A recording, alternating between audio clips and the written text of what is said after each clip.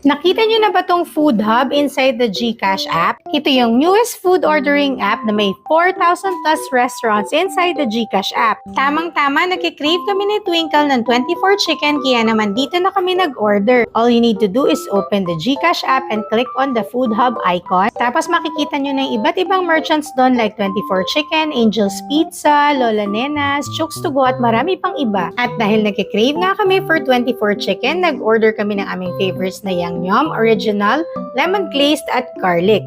After placing your order, you have to link your GCash account to Table by Once. This is a one-time setup to process your orders. At kung mag-order din kayo sa 24 chicken, may 20% off promo for snack time category. Just use the code 20SNAP. And after a few minutes, dumating na nga yung orders namin. Nakakatuwa kasi they offer the best online menu prices. There's free delivery and no extra app needed. Super convenient. Try nyo na rin siya.